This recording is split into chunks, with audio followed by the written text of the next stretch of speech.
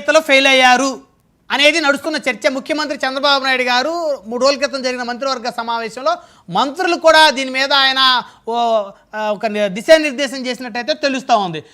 ఏదైతే పాస్టర్ ప్రవీణ్ గారికి సంబంధించినటువంటి అంశం తీసుకున్నా, లేకపోతే వక్స్ సవరణ బిల్లుకి సంబంధించిన అంశాలు తీసుకున్నా కూడా వైసీపీ దీన్ని మతాలకి అంటగట్టేసి కూటమి పార్టీల మీద రుద్దుతూ ఉంది. సో దీన్ని మీరు తిప్పికొట్టలేకపోతున్నారని చెప్పిన మాట వాస్తవమా కాదా? ఇప్పుడు ఒక్కటి మీరు అర్థం చేసుకోవాలండి. మేము ఈరోజు పాస్టర్ ప్రవీణ్ దానిపైన చట్టం అధికారంలో ఉన్నటువంటి పార్టీ అండి. మాది అధికారంలో ఉన్నటువంటి పార్టీ. మేము చట్టం ప్రకారం నడుచుకోవాలి, చట్టం ప్రకారం నేను చెప్పాలి. ఎందుకంటే బాధ్యత లేకుండా ప్రవర్తించే అధికార పార్టీ మాది కాదు. నేను ముందే చెప్పాను, వైఎస్ఆర్సీపీ పార్టీ లాగా బాధ్యత లేకుండా ప్రవర్తించే పార్టీ మాది కాదు. మా ప్రభుత్వం అది కాదు. మా ప్రభుత్వానికి ఒక విధానం ఉంది, ఒక పద్ధతి ఉంది.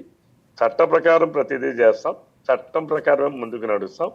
పాస్టర్ ప్రవీణ్ గారిని హత్య అని చెప్పి వైసీపీ వాళ్ళు నానాయాగి రచ్చ చేసినా సరే, ఈరోజు వారి కుటుంబ సభ్యులే అది కాదు, మీరందరూ ఆగండి, మీరు మా వాళ్ళు చనిపోయిన దానికి మీరు రాజకీయంగా దాన్ని ఏదో ఇచ్చేయాలని చెప్పి ప్రయత్నం చేయొద్దని ఆయన చనిపోయినటువంటి వ్యక్తి తాలూకు కుటుంబీకులే చెప్పారు.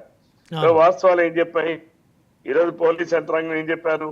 జగన్మోహన్ రెడ్డి గారు వైసీపీ పార్టీ లాగా సొంత బాబాయినే మర్డర్ చేసి మేము దాన్ని ఎక్కడ కూడా ఇది గొడ్డల పోటు కాదు గుండెపోటు అని చెప్పలేదే.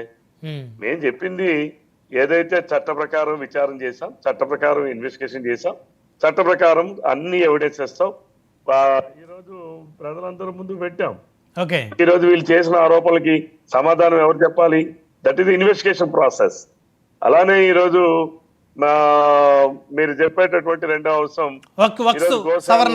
టీటీడీని అప్రతిష్ట పాలు చేయాలని, టీటీడీ పైన అనేక అభూత కల్పనలు కల్పించాలని చెప్పి హిందూ ధర్మం పైన, హిందూ దీనిపైన, దేవాలయాల పైన ఒక రకమైన భావన కల్పించాలని పవన్ కరుణాకర్ రెడ్డి వైసీపీ పార్టీ వాళ్ళు చేశారు. కానీ ఈరోజు ఏమైంది? ఆయన టైంలో ఏం జరిగాయి, ఎలా జరిగాయి? భూమన కరుణాకర్ రెడ్డి గారు 2 సార్లు టీటీడీ చైర్మన్ చేశారు. వారి సమయంలో ఎన్నో ఆవులు చనిపోయినాయి, ఎట్లా చనిపోయినాయి, ఎలాంటి ఆహారాలు పెట్టారు పశువులకి, ఎట్లాగా ఆ గోవులన్నిటి ఇది చేశారు అనేది చాలా స్పష్టంగా విత్ రికార్డ్స్ తో సహా, ప్రూఫ్స్ తో సహా ఈరోజు ప్రజల ముందుకు వచ్చాయి. ఈ రోజు నిన్న ఈ మధ్య జరిగాయని చెప్పి అన్నారు. ఎక్కడో ఎప్పుడో జరిగినటువంటి ఇది వైసీపీ పార్టీకి మార్పింగ్లు చేయడాలు, ఈ అభూత కల్పన సృష్టించడాలు, అబద్ధాలను ప్రదేశాలు మాట్లాడాలు ఆ పార్టీకి ఉన్నటువంటి సహజమైన గుణం. ఆ పార్టీకి అది ఒక్కటే ఉంది. ఆ పార్టీకి మిగిలినటువంటి ఏ గుణాలు లేవు. ఆ పార్టీకి ఉన్నటువంటి ఏంటంటే క్రిమినల్ నేచర్. ఆ పార్టీ అధ్యక్షుడికే ఆ రకమైనటువంటి బ్యాక్గ్రౌండ్ ఉంది. కాబట్టి ఆ నేచర్ ఉండేటప్పుడు తప్పనిసరిగా వాళ్ళు దాన్ని తప్పుగా భావించరండి. మనం ఏదైనా ఇప్పుడు మేము మాట్లాడాలంటే ఒక తప్పని ఆలోచిస్తాం. అదే ఎలా మాట్లాడతామని ప్రశ్నిస్తుంది. వాళ్ళకి అవేమి ఉండవండి. ఎందుకంటే పార్టీ క్రిమినల్ నేచర్ కదా. అధ్యక్షుడు క్రిమినల్ యాక్టివిటీస్ నుంచి వచ్చినటువంటి వ్యక్తి ఈ రోజు అదే కొనసాగిస్తున్నారు. అందులో ఉండేటటువంటి వాళ్ళు కూడా ఆటోమేటిక్ అవన్నీ వస్తున్నాయి. ఆ ఫిలాసఫీలో అది ఉంది, ఆ పార్టీ ఫిలాసఫీలో అది ఉంది. మా పార్టీ ఫిలాసఫీలో అది లేదు. సంకోచిస్తాం ఏదైనా మాట్లాడాలంటే, అరే తప్పు మాట్లాడినా, అవాస్తవాలు మాట్లాడినా మనం రేపు ప్రజలకు సమాధానం చెప్పాలి కదా అనేటటువంటి ఆలోచనతో ఉంటాం.